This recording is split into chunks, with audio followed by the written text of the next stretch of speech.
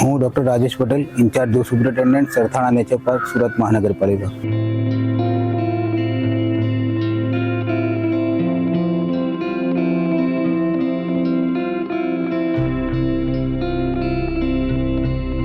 સુરત મહાનગરપાલિકા સંચાલિત Sarthana nature park કુલ 81 acre વિસ્તારમાં પથરાયેલો છે અને સુરત ઝૂ છે તે સેન્ટ્રલ ઝૂ ઓથોરિટી માન્ય મીડિયમ કક્ષાનું ઝૂ છે। સુરત ઝૂમાં જે સુરત શહેર વિસ્તાર અને આજુબાજુના જિલ્લા વિસ્તારના વાર્ષિક 9 થી 10 લાખ વિઝિટરો મુલાકાત લેતા હોય છે। હાલમાં સુરત ઝૂમાં ટોટલ 54 પ્રજાતિના અલગ અલગ જાતના પ્રાણીઓ રાખેલા છે, જેમાં મેમલ્સ છે 24 છે, જેના 128 પ્રાણીઓ છે। બર્ડ્સ છે એની 27 પ્રજાતિ અલગ અલગ છે અને એના 294, અને રેપ્ટાઇલ્સ જે છે સરીસૃપે 5 પ્રજાતિના પ્રાણીઓ છે અને ટોટલ 61 પ્રાણીઓ ઝૂમાં કેપ્ટિવિટીમાં રાખવામાં આવે છે। સુરત ઝૂની મેઇન જે વિશેષતા છે તે જળબિલાડી છે કે જે આખા ભારતના ઝૂ છે તે પૈકી કોઈ પણ ઝૂમાં કેપ્ટિવિટીમાં જળબિલાડીનું બ્રીડિંગ થતું છે નહીં, અને હાલમાં સુરત ઝૂમાં કુલ 27 જેટલી જળબિલાડી કેપ્ટિવિટીમાં રાખવામાં આવેલી છે અને એનું સાયન્ટિફિક મેનેજમેન્ટ કરવાથી દર વર્ષે 5 થી 7 બચ્ચાનો જન્મ થાય છે। અત્યાર સુધીમાં આપણે સુરત ઝૂમાંથી કુલ 18 જેટલી જળબિલાડી બીજા પ્રાણી સંગ્રહાલયોમાં એક્સચેન્જ પ્રાણી વિનિમય પ્રોગ્રામ હેઠળ આપવામાં આવેલી છે, અને એની સામે આપણને લાયન છે, સફેદ વાઘ છે અને બીજા ઘણા બધા પ્રાણીઓ પ્રાણી વિનિમય પ્રોગ્રામ હેઠળ મેળવવામાં આવેલ છે।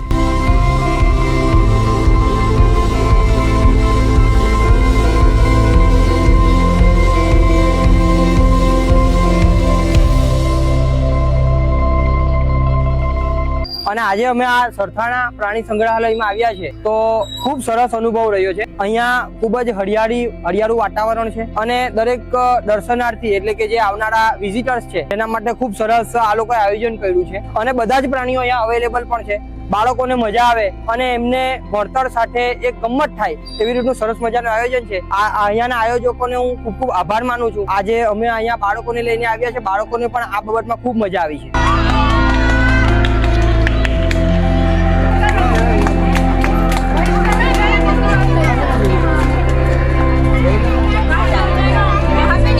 પ્રાણી સંગ્રહાલય ખાતે ઝૂ ગાઈડ તરીકે ફરજ બજાવું છું।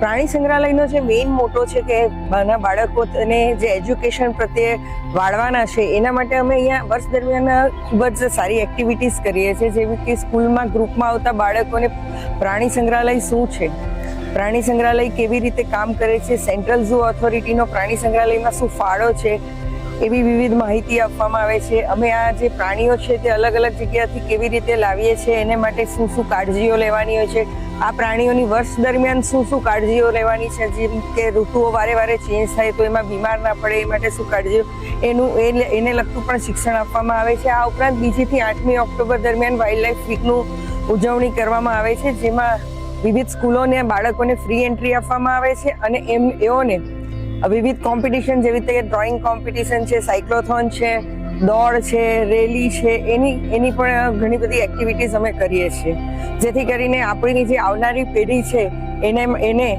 પર્યાવરણ પ્રત્યે એક સહાનુભૂતિ થાય અને પર્યાવરણની જાળવણી કેવી રીતે કરવી એ વિશેનું વિવિધ એજ્યુકેશન મળી રહે।